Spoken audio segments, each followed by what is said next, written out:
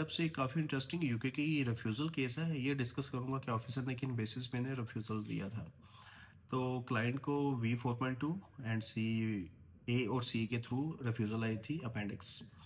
और इसमें self employed और इनकम की क्रेडिबिलिटी पे ऑफ़िसर ने इशू रेज़ किया है। इन्होंने डिक्लेयर किया था कि ये सेल्फ एम्प्लॉयड है, एक डिपार्टमेंट स्टोर के ओनर भी हैं और इन्होंने अपनी एनुअल जो इनकम है वो 2.9 मिलियन शो की थी।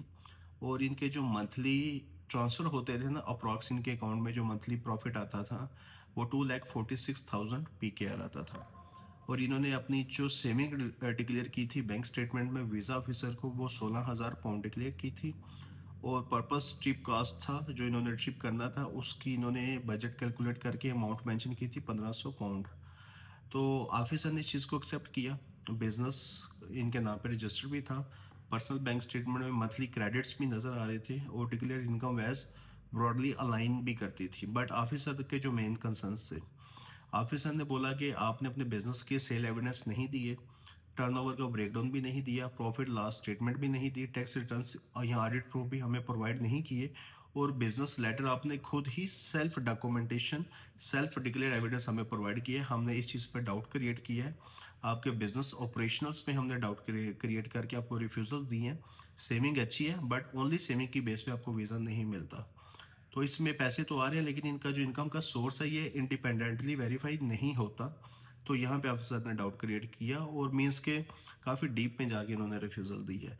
और इसके अलावा इनकी जो फाइनेंशियल डिक्लेरेशन वैज बिजनेस प्रूफ गैप था उसमें भी ऑफिसर ने काफ़ी पॉइंट्स हाईलाइट किए थे, जिसमें इन्होंने डिक्लेयर किया था कि इनके जो मंथली पर्सनल एक्सपेंस है 92,000 PKR है, सेविंग सफिशिएंट थी, ट्रिप शार्ट था और अफोर्डेबल भी था। यूके ने ऑफिसर ने ये ऑब्जर्व किया कि सिर्फ सेविंग दिखाना काफ़ी नहीं होता, इनकम का सोर्स, इनकम की कंटिन्यूटी और बिजनेस की फाइनेंशियल क्लैरिटी भी ऑफिसर को रिक्वायर्ड होती है।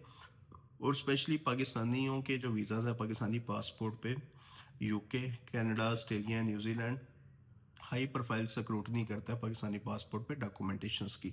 और काफ़ी एडिशनल डॉक्यूमेंटेशन की भी डिमांड कर लेता है जो सोर्स हम प्रोवाइड करते हैं। तो यहाँ पे भी यूके ने, इनके पास पैसा तो है लेकिन उसका जो सोर्सेज है वो वेरीफाइड नहीं थे, काफ़ी चीज़ें मिसिंग थी जिसकी बेस पे ऑफिसर ने डाउट क्रिएट किया।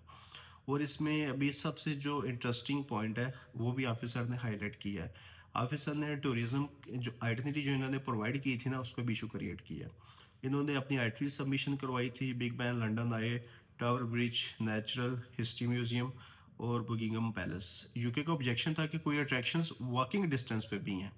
यूके ऑफिसर ने इनकी टूरिस्ट अट्रैक्शंस को भी हाईलाइट किया है कि कुछ अट्रैक्शंस वॉकिंग डिस्टेंस पर थी, सिर्फ एक near by place per day आपने विजिट करनी है, ये हमें जेन्युइन नहीं लगा, हमें इस पे डाउट है।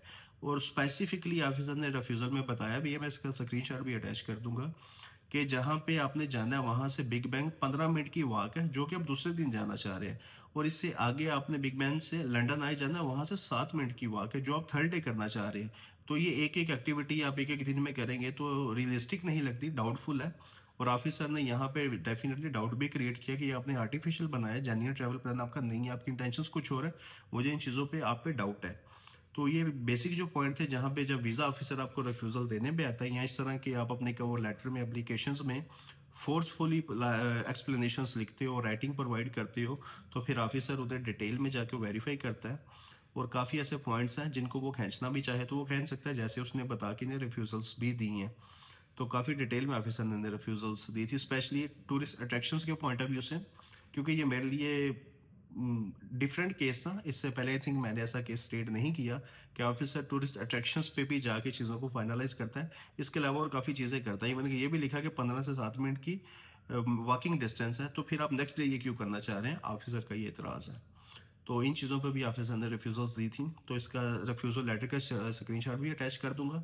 इस तरह के मल्टीपल यूके के रिफ्यूज़ल्स हमारे पास आते हैं जो हमें चीज़ें इंटरेस्टिंग मिलती हैं आपको एजुकेट करने के लिए, ताकि आप फ्यूचर में अपनी एप्लीकेशंस में इस तरह की चीज़ें ना करें। जो भी प्लान बनाना है, जो भी पर्पस देना है, जो भी फाइनेंशियल सर्कमस्टेंसेस है, प्रॉपर अलाइन होने चाहिए। आप वीज़ा ऑफिसर को अपनी स्टोरी लॉजिकली कंसाइजली अच्छे से एक्सप्लेन कर सके कि आपके आने का पर्पस क्या है और आप इसे कैसे अफोर्ड कर सकते हैं।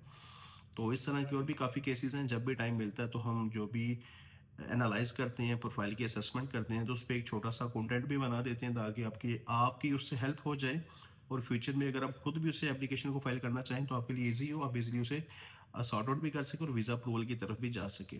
तो फर्दर जो भी क्यूरीज हैं आप व्हाट्सएप पे रब्ता कर सकते हैं, अपनी प्रोफाइल की असेसमेंट ले सकते हैं और अपना वीज़ा खुद फाइल भी कर सकते हैं। जहाँ पे हमारी आपको सर्विसेज चाहिए हम डेफिनेटली वो भी आपको प्रोवाइड करते हैं। तो इंशाल्लाह आपसे मिलते हैं नेक्स्ट वीडियो में। अल्लाह हाफिज़।